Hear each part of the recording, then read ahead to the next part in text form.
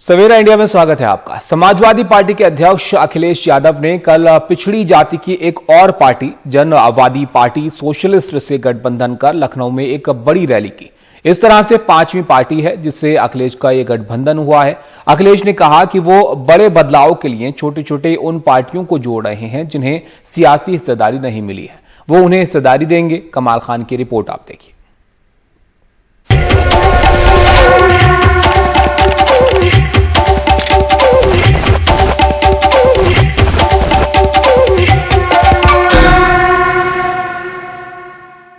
Samajwadi party की एक और पिछड़ी पार्टी के साथ गठजोड़ का ये सम्मेलन हो रहा है। मंच सजा हुआ है जनवादी पार्टी सोशलिस्ट का। ये नोनिया बिरादरी के लोगों की पार्टी है जिसके नेता संजय चौहान हैं, जो गाजीपुर के रहने वाले हैं, जो पूर्वी उत्तर प्रदेश में आता है।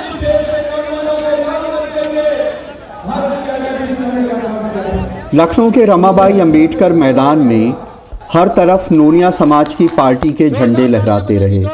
समाजवादी पार्टी से गठबंधन के बाद ये उनकी पहली रैली है। अखिलेश यादव ने उनका हमेशा साथ देने का वादा किया। करेंगे, आपके साथ सहयोग दे करके आपके साथ खड़े दिखाई देंगे।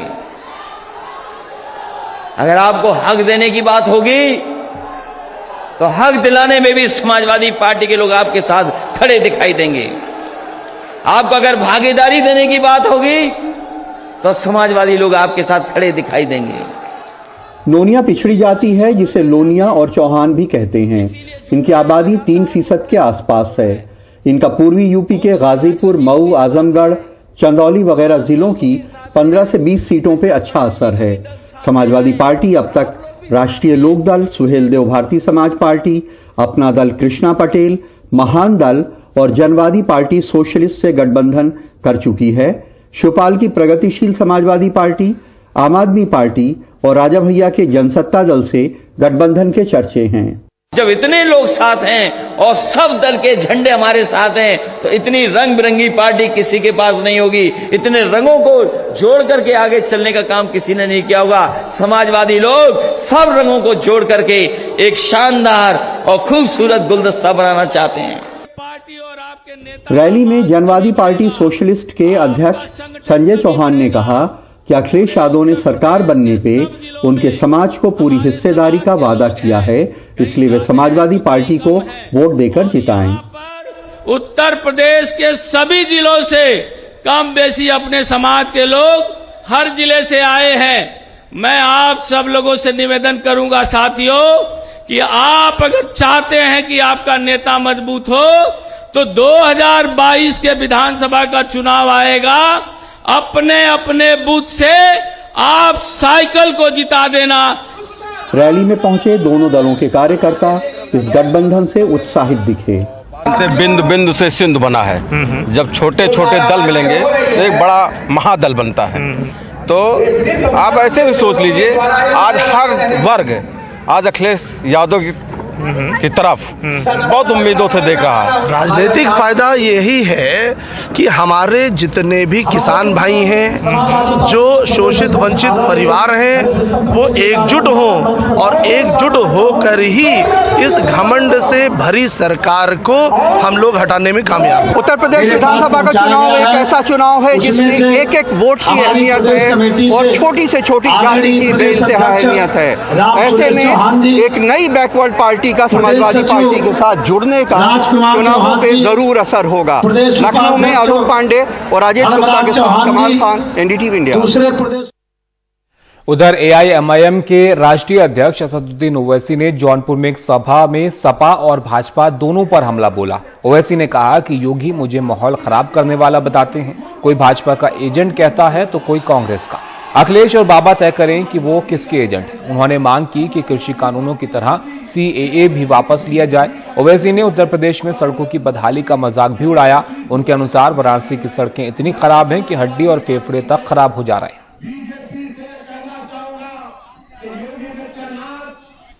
प्रधानमंत्री नरेंद्र मोदी ने कल जेवर में नोएडा इंटरनेशनल एयरपोर्ट का शिलान्यास किया। उन्होंने पुराने समय में केंद्र से यूपी तक में सत्ता पर काबिज सरकारों को भी आड़े हाथों लिया और कहा कि डबल इंजन की सरकार ने वो कर दिखाया जिसका यूपी सालों से हकदार रहा।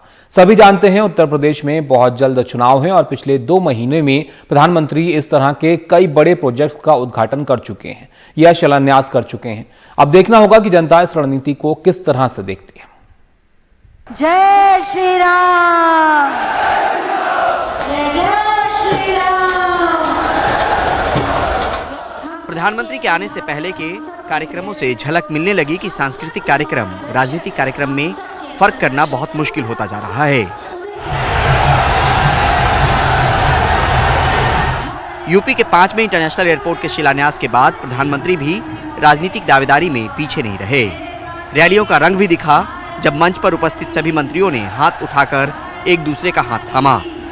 उत्तर प्रदेश को वो मिलना शुरू हुआ है जिसका वो हमेशा से हकदार रहा है।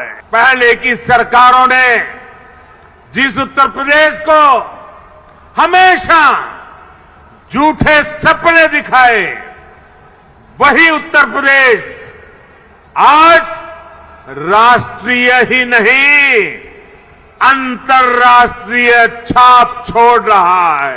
यूपी में पहले जो सरकार थी, चिट्ठी लिखकर तब की केंद्र सरकार को कह दिया था इस एयरपोर्ट के प्रोजेक्ट को बंद कर दिया जाए। अब डबल इंजन की सरकार के प्रयासों से आज हम उसी एयरपोर्ट के भूमि पूजन के साक्षी बन रहे हैं। इस कार्यक्रम में जिन किसानों से जमीनें ली गई उन्हें भी बुलाया गया। सारे चरणों में कई हजार किसान परिवारों के विस्थापित होने का अनुमान है। मुख्यमंत्री योगी आदित्यनाथ ने 7,000 किसान परिवारों का धन्यवाद किया। प्रधानमंत्री ने जोर देकर कहा कि मुआवजा सभी को मिला है। 4 गुना देने के लिए कहा था, अब जो है 20 लाख पे ही बात रही है। कुछ भी नहीं दिया, बच्चों के लिए कोई नौकरी नहीं दी, कोई भी मतलब किसान स्वतंत्र नहीं है। धोखे से आके पहले तो लूट लिया है और अब तो आंख दिखाते हैं। तो मतलब आपको जमीन का मुआवजा ठीक से नहीं मिला? ठीक, मुझे मेरे पैसे नहीं आए। अभी मेरे एक खेत के किशोपुर माजरा के पैसे नहीं आए। 5.5 लाख मेरे बच्चे के लड़के के नहीं आए पैसे। प्रोजेक्ट नया था, सपने भी नए थे, लेकिन सियासत में सब कुछ नया नहीं होता। पुराने समय की भी याद दिलानी पड़ती है। कार्यक्रम सरकारी था मगर राजनीति से अलग नहीं। यहां की गन्ना की मिठास को आगे बढ़ाने का प्रयास किया था, लेकिन भाइयों बहनों, गन्ने की मिठास को कुछ लोगों ने कड़वाहट में बदल करके यहां पर दंगों की एक जो श्रृंखला खड़ी की थी, आज ये देश के अंदर एक नया द्वंद्व बना है कि देश गन्ने की मिठास को एक नई उड़ान देगा या जिन्ना के अनुयायियों से फिर दंगा करवाने की शरारत करवाएगा। और यही तय करने के लिए आज आप सबका आह्वान करने के लिए मैं स्वयं आपके बीच यहां पर उपस्थित हुआ हूं। 1 लाख से अधिक लोगों को रोजगार मिलेगा। अर्थव्यवस्था और इंफ्रास्ट्रक्चर के मजबूत होने से उत्तर प्रदेश देश की सबसे बड़ी अर्थव्यवस्था बनने की ओर अग्रसर है। आज उत्तर प्रदेश, और यह बात रिकॉर्ड के लिए भी जरूरी है कि जेवर इंटरनेशनल प्रोजेक्ट से कितना रोजगार मिलेगा। इस हवाई अड्डे में आने वाले समय में अनेक प्रगति के आसार होंगे। जिस तरीके से दिल्ली में, दक्षिण दिल्ली और गुड़गांव की प्रगति हुई है, इस एयरपोर्ट के तहत आने वाले समय में उत्तर प्रदेश में नोएडा, ग्रेटर नोएडा, गाजियाबाद और समूचे यमुना एक्सप्रेसवे के इर्द गिर्द क्षेत्र में प्रगति और विकास आएगी। 1 लाख रोजगार के अवसर सृजन हो पाएंगे और उसी के साथ साथ 60,000 करोड़ रुपए का निवेश आएगा। कोई 60,000 करोड़ का निवेश कह रहा है, कोई 30,000 करोड़ का निवेश। आज के अखबारों में पीटीआई के हवाले से एक खबर छपी कि नागरिक उड्डयन सचिव ने कहा कि अगले 5 साल में विमान सेक्टर में 90,000 करोड़ रुपए का निवेश आएगा। क्या उसका आधा सिर्फ एक प्रोजेक्ट में आएगा? बात सत्ता की भी है और सुनहरे कल की भी। पर विकास की इस नई उड़ान को लेकर जमीन पर अब भी कुछ किसान परेशान हैं। प्रदेश में चुनाव है तो ये नई सौगात भी। अब देखना होगा कि इस एयरपोर्ट के दम पर रोजी रोजगार, विकास की रफ्तार और किसानों को लेकर व्यवहार क्या यूपी में बीजेपी का लगाएगी बेड़ा पार। जिला गौतम बुद्ध नगर के जेवर एयरपोर्ट से कैमरा पर्सन शशिकांत झा के साथ परिमल कुमार, एनडीटीवी इंडिया। पंजाब कांग्रेस के अध्यक्ष नवजोत सिंह सिद्धू ने मोगा में अपनी ही सरकार पर हमला बोला। सिद्धू ने कहा कि पंजाब सरकार ने नशे और बेअदबी की रिपोर्ट सार्वजनिक नहीं की तो वो राज्य सरकार के खिलाफ भूख हड़ताल करेंगे।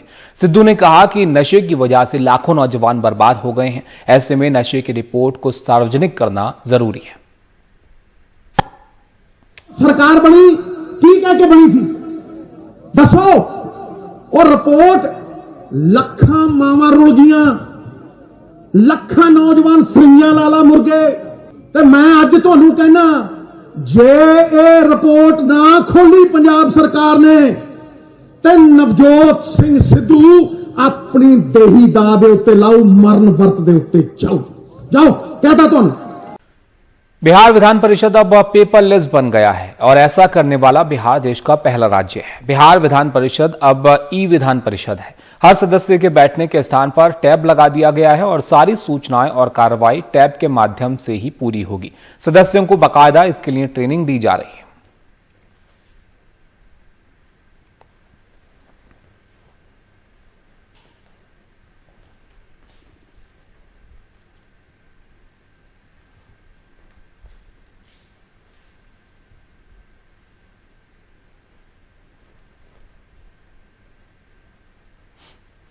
कर्नाटक के एंटी करप्शन ब्यूरो ने छापेमारी शुरू की तो निचले और मध्यम दर्जे के अधिकारियों के घरों से आभूषणों का अंबार मिला।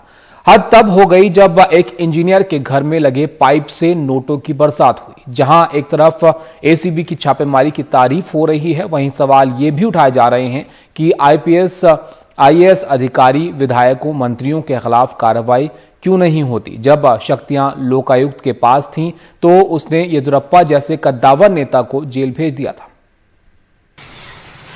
शानदार बंगला और अंदर की ये साज सज्जा किसी फिल्मी सेट से कम नहीं। जब एंटी करप्शन ब्यूरो ने यहां छापा मारा तो जेवरों की चकाचौंध से कमरा जगमगा उठा।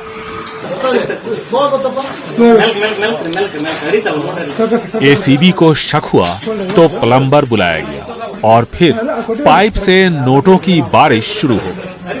छापे मझौले दर्जे के सरकारी कर्मचारियों के ठिकानों पर मारे गए। इससे ये सवाल उठ रहे हैं कि क्या बड़े अधिकारी और जनप्रतिनिधि पाक साफ है, उन पर कार्रवाई क्यों नहीं।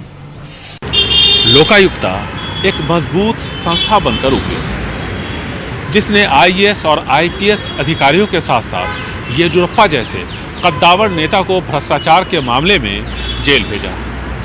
लेकिन कांग्रेस सरकार के मुख्यमंत्री सिद्धरामैया ने 2016 में इस संस्था की धार खत्म कर दी। 65 कंप्लेंट्स अगेंस्ट। कांग्रेस के शासन में जब सिद्धारमैया मुख्यमंत्री बने तो उनके खिलाफ 65 मामले लोकायुक्त में दर्ज थे। अपनी बेइज्जती से बचने के लिए उन्होंने एसीबी बनाया। Political embarrassment, he created the ACB. ACB राज्य के मुख्य सचिव को रिपोर्ट करती है और मुख्य सचिव मुख्यमंत्री को, यानी एसीबी पर मुख्यमंत्री का नियंत्रण है। छापे मारने का अधिकार लोकायुक्ता से लेकर एसीबी को दे दिया गया।